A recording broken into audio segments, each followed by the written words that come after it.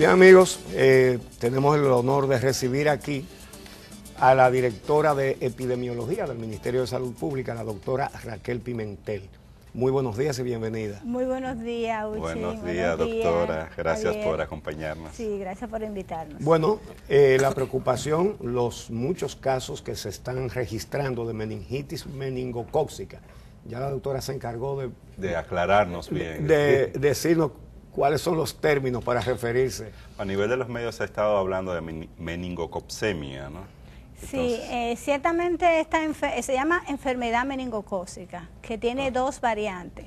Una variante que es la más común, que es la que estamos presentando ahora, es la meningitis meningocócica, donde va a predominar un cuadro clínico tipo meningitis, que se comparte el mismo cuadro con otro tipo de meningitis que también son producidas. Y la otra, que es una septicemia que provoca la misma bacteria, pero que aquí los síntomas son diferentes, porque vamos a ver algunas imágenes, ojalá en algún momento la podamos compartir.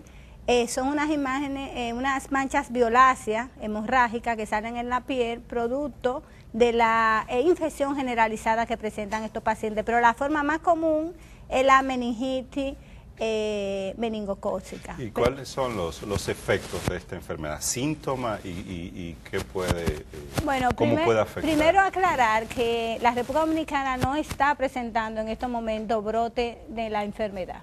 O sea, en lo que va de año nosotros hemos detectado hasta la semana 43, que fue antes de la detección de este conglomerado de casos que está vinculado con una escuela en el municipio de Santo Domingo Este, teníamos 18 casos en lo que va del año, con una reducción de 50% con relación al año pasado. O sea, realmente tenemos una enfermedad bajo control. ¿Qué ha sucedido en la semana pasada? Bueno, en la semana pasada, diferentes establecimientos, incluyendo el Robert Reed, Plaza de la Salud, reportaron de manera independiente casos de la enfermedad. Cuando hicimos el análisis de territorio, de procedencia de estos casos, nos dimos cuenta que pertenecían al mismo municipio, de diferentes barrios de estos municipios, incluso con distancia de algunos 10 kilómetros entre ellos, y sin embargo nos llamó la atención la edad que tenían estos pacientes, que coincidía con las edades entre 6 y 7 años.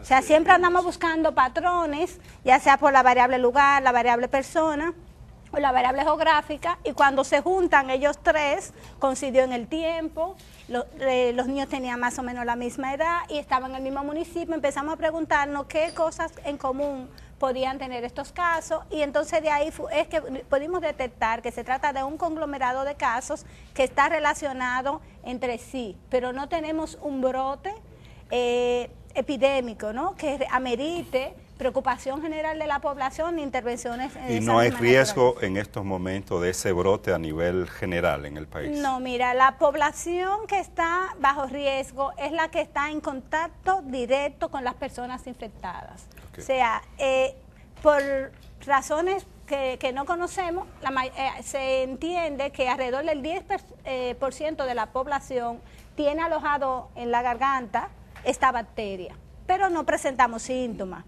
Por algunas razones que no están bien explicadas, algunas personas pueden desarrollar síntomas y a partir de esa infección se pueden presentar casos adicionales si no se hacen las medidas a tiempo. En cuanto a la forma en que se presentan estas enfermedades, generalmente vamos a tener una fiebre que puede superar los 38.3 grados y que se acompaña de un dolor de cabeza, irritabilidad. Por ejemplo, en los niños lactantes, pequeños, vamos a ver un niño que ya tiene un llanto intenso, que no cesa, y que la madre queda muy preocupada, rigidez de nuca, y también podemos ver vómitos, náuseas y vómitos en proyectil.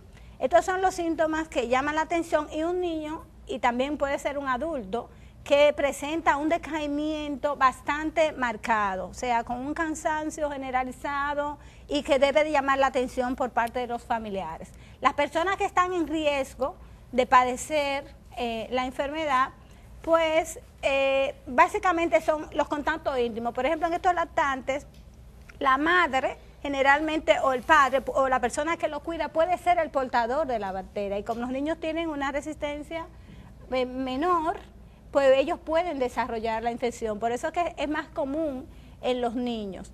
La otra forma que mencioné, la enfermedad meningocócica, es más común en los adultos, pero también podemos ver meningitis en los adultos. Es como si fuera una predominancia, ¿no?, de las formas clínicas según la edad. Otros síntomas que pueden aparecer es molestia ante la luz, lo que nosotros llamamos la fotosensibilidad, o sea, una molestia bastante intensa cuando la luz nos da a los ojos. Y estos síntomas, bueno, pues son muy bien conocidos. Esta enfermedad amerita atención de urgencia, no es una enfermedad que se puede manejar con antibióticos en la casa, no, sino que requiere la persona ser hospitalizada cuanto antes, porque en los casos no tratados, 1 de cada persona pueden fallecer. O sea, estamos hablando de una mortalidad del 50%. Una letalidad de 50%. Afortunadamente, esta es una enfermedad de baja frecuencia.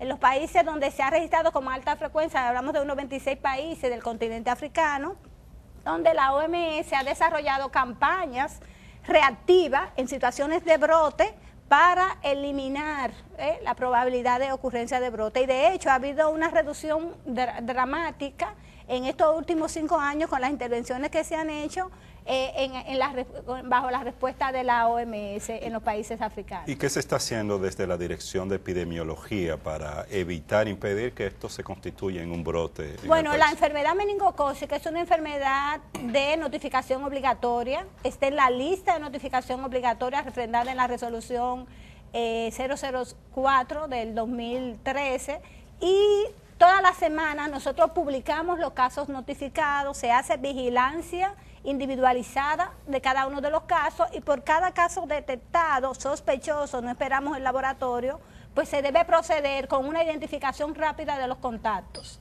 Y estos contactos hay que darle un seguimiento por 10 días. Cuando hablamos de contactos se refiere a aquellas personas que tienen mayor exposición a las secreciones de estas personas infectadas. Por esto aquí incluimos los familiares que conviven en el hogar. También se incluyen aquí el personal y niños en guardería, cuando tenemos casos en jardín, guardería o estancia, porque por la naturaleza de la edad pues hay más riesgo de transmisión. En las escuelas, cuando aparece un caso, lo que se hace es seguimiento por los 10 días y se tratan a cualquier niño de manera temprana para abortar la enfermedad. Pero en este caso, que tuvimos un clúster, quiere decir más de un caso, fue necesario aplicar profilaxis, que es la misma medida que usamos con los contactos íntimos familiares, y es por esto que hemos hecho la comunicación de riesgo. Estos casos fueron detectados entre martes y miércoles, y la investigación ya tarde en el jueves fue que nos permitió identificar que era de la misma escuela, y fue muy necesario entonces, como caía fin de semana, activar la comunicación de riesgo para que los padres y madres de los niños que comparten en la misma aula, además aula no es tan implicada, entonces recibieran esta profilaxis.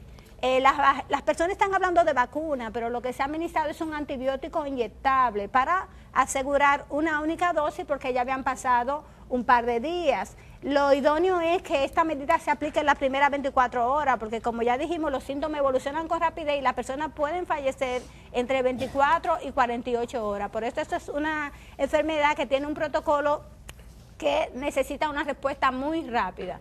Y agradecemos, ¿no?, toda la cobertura que ha tenido, pero en este momento el país no presenta riesgo de brote por la misma naturaleza de la transmisión de la enfermedad. ¿Cuál es la escuela y cuál es el lugar? Bueno, justamente de eso hemos estado hablando muchas veces. Nosotros tratamos de evitar la identificación de datos que comprometan la identidad de los espacios. Y no es necesario para precisamente la prevención.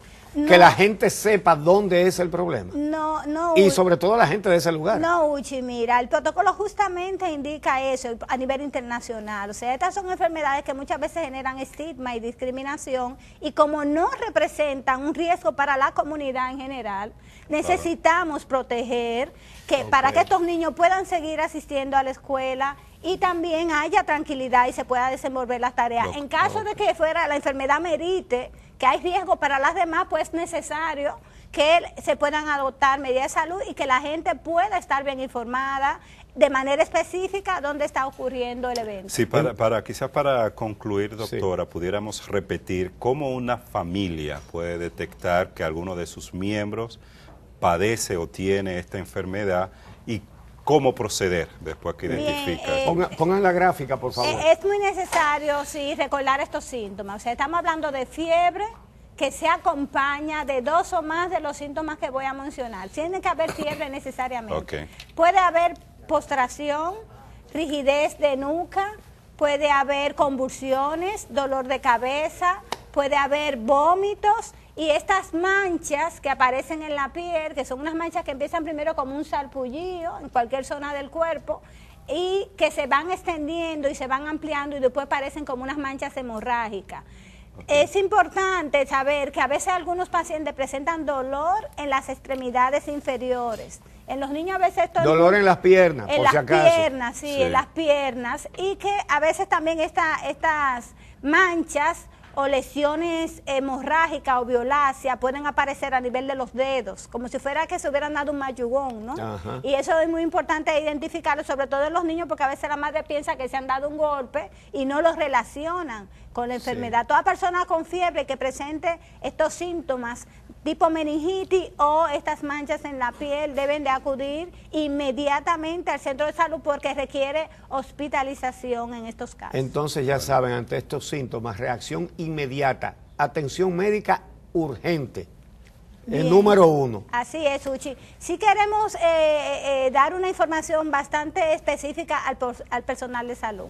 El personal de salud que maneja estos casos, los que están en contacto directo, que tuvieron la necesidad de tener un contacto cara a cara porque dieron reanimación o tuvieron que bregar con intubación, en algunos casos es necesario, son los únicos que tienen alto riesgo y también deben recibir la profilaxis, pero además de eso deben de protegerse de manera apropiada con su equipo de protección para que reducir la posibilidad de contagio. Guantes, pero el resto mascarilla. Exactamente, el resto del personal no tiene riesgo. Entonces queremos que también a nivel de los centros de salud pues se pueda orientar apropiadamente al personal de salud para que podamos atender a estos niños y aplicar la profilaxis cuando lo amerita, no de manera masiva, porque también esto genera una falsa percepción del riesgo y todo el mundo siente que está en la posibilidad de adquirir la enfermedad. Bueno, muchísimas gracias, doctora. La doctora Raquel Pimentel ha puesto las cosas muy claras. Después de escucharla sabemos qué es lo que tenemos que hacer si surgen estos síntomas de esta dolencia tan peligrosa a corto plazo. Así es. Atención médica urgente es la respuesta. Muchas gracias, doctora Pimentel, directora de epidemiología del Ministerio de Salud.